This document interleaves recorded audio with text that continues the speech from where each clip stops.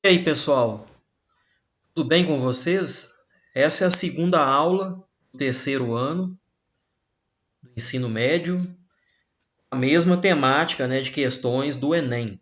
O assunto é a arte contemporânea e algumas das suas tendências. Aqui a gente tem uma instalação que é do Hélio Oiticica. Para quem já foi até Inhotim, com certeza já viu essa instalação. Ela foi criada em 1977. Invenção da cor penetrável Magic Square. Número 5, ou number 5, de Lax. O que é essa tal de arte contemporânea? A arte contemporânea ou arte pós-moderna é uma tendência artística que surgiu na segunda metade do século XX, mais precisamente ali após a Segunda Guerra Mundial. Também chamam, de arte do pós-guerra. Essa arte contemporânea se prolonga até os dias atuais, período esse denominado de pós-modernismo. Lembra do pessoal lá da Semana de Arte Moderna, de 1922? Propondo expressões artísticas originais a partir de técnicas inovadoras. E agora a etimologia, Do latim, o vocábulo contemporâneo, eu não sei como é que pronuncia latim, tá, gente? Então, desculpa aí. Corresponde à união dos termos com, que é junto, e tempos, que vem de tempo. Ou seja, significa que ou quem do mesmo tempo ou época. Utilizamos essa palavra como adjetivo para indicar o tempo presente atual. Aqui a gente tem outra, La Estrecha Herida, da artista alemã Rebecca Horn. Isso está em Barcelona, está na beira da praia, lá na Espanha. A ideia dela foi representar alguns restaurantes de lá, de Barcelona. Explicando de forma resumida, após a Segunda Guerra Mundial, que durou de 39 a 45, um novo panorama é caracterizado pelo avanço da globalização, que é o que? A cultura de massa e o desenvolvimento das novas tecnologias e mídias. Nesse panorama a gente vai ter o que? A arte oferecendo experiências inovadoras pautadas principalmente nos processos artísticos em detrimento do objeto, ou seja, é uma ideia em detrimento da imagem. Mas o que esse tipo de arte prioriza? Só para a gente entender melhor. A arte contemporânea prioriza a ideia, o conceito, a atitude, acima do objeto artístico final. Então não importa se aquele artista ali está pegando algum material reciclável, ou está pegando uma roda de bicicleta e pendurando na parede. Não importa qual material que ele está sendo utilizado para fazer aquilo. Isso vem acima do objeto. O que está em pauta ali é o conceito, a atitude, é a liberdade de criação e de expressão. O objetivo é produzir arte, ao mesmo tempo em que o quê? Fazer as pessoas refletirem sobre ela. Volto a dizer, vai ser aquela coisa subjetiva. Cada um vai ter uma ideia sobre aquilo. Para o artista, ele pode ter feito aquela arte pensando em alguma coisa, em algum título, em algum tema, para ele ter um significado. Para cada pessoa que está vendo aquela obra, vai ter um significado diferente.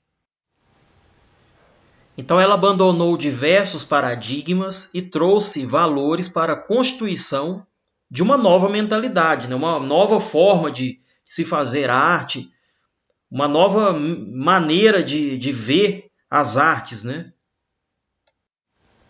Também temos o quê? A arte contemporânea abrigando diversos valores da arte moderna. Então ela veio depois da arte moderna, mas ela tem influência da arte moderna. Ela manteve alguns valores.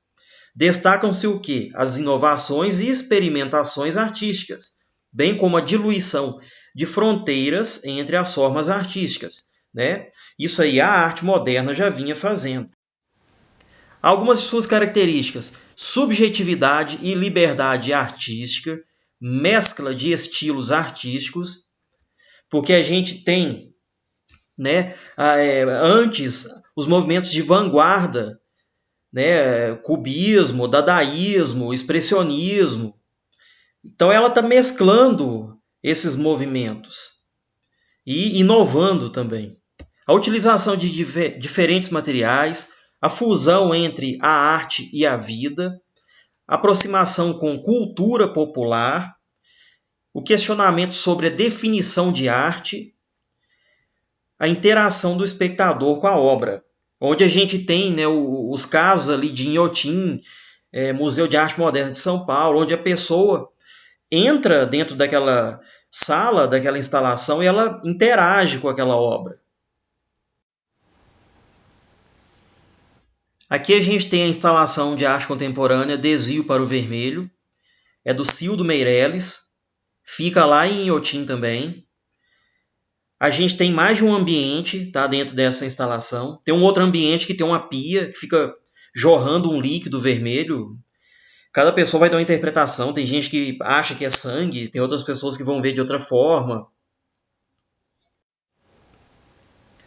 Entendendo o conceito de instalação. Instalação é uma forma de arte que utiliza a ampliação de ambientes que são transformados em cenários do tamanho de uma sala.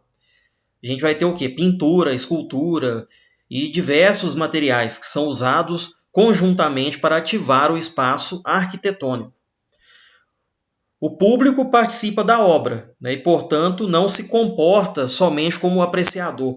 Não é aquela visão passiva de público que a arte tinha antigamente. Né? Igual você chega lá, por exemplo, no museu, o quadro do Abapouru, ou então o da Mona Lisa, tá lá e você para e fica olhando.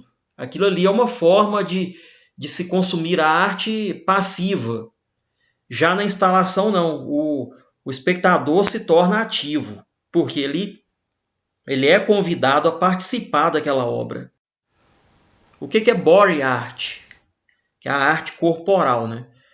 O primeiro exemplo que a gente pode dar é uma tatuagem. Né? Uma pessoa cheia de tatuagem, aquilo ali, de certa forma, é uma body art também. Quem já viu, por exemplo, lembra da Globo, não sei se tem mais, eu não vejo TV, mas tinha em época de carnaval a Globeleza, né? Toda com pintura corporal. Se eu não me engano, o artista que fazia aquilo era o Hans Donner. Aquilo é uma forma também de body art. Olha, verifiquem só essa imagem. A body art, ou arte do corpo, é uma tendência artística contemporânea que surgiu nos Estados Unidos e na Europa, na década de 60. A principal característica é o que? É o uso do corpo como suporte, intervenção para a realização do trabalho artístico. Então, da mesma maneira que a gente tem uma tela em branco ou uma folha em branco para pintar, para fazer algum desenho, na body art, o corpo é esse pano de fundo para que a arte aconteça. Dessa maneira, o corpo humano, seja do artista ou de um modelo, passa a ser a tela da aproximação com a body paint, ou pintura corporal, bem como o comunicador de ideias, ou seja, o mais importante veiculador em que o artista vai explorar a sua obra. Então, ele precisa do corpo para que essa arte aconteça. Algumas características: corpo humano como suporte, experimentação artística, relações entre arte e a vida cotidiana, arte como forma de protesto, chocar o espectador, uso de performance, videoarte, instalação, tal. Temática livre de preconceito. O grande inspirador da body art foi o pintor e escultor francês Marcel Duchamp, 1887-1968.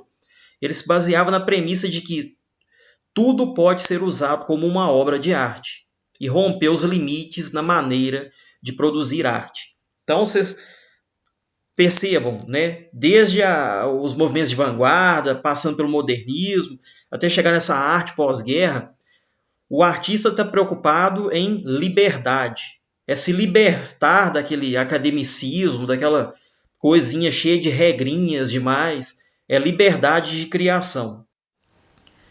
Aqui a gente tem uma outra imagem, né, que representa também a body. Outra imagem também, uma pintura corporal dos indígenas, né, aquilo ali também pode ser um exemplo de body art. Agora vamos para as questões do Enem. Essa é do Enem 2018. Analisando essa imagem, né, tem uma pessoa deitada com algumas coisas nos pés, parece espelho, parece celular, sei lá. Dentro de mim, isso é de 2000, Almeida, o sobrenome do artista que fez a fotografia, Faculdade de Belas Artes da Universidade de Lisboa.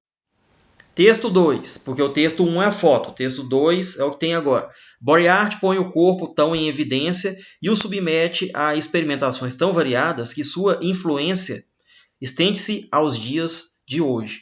Se na arte atual as possibilidades de investigação do corpo parecem ilimitadas, pode-se escolher entre representar, apresentar ou ainda apenas evocar o corpo.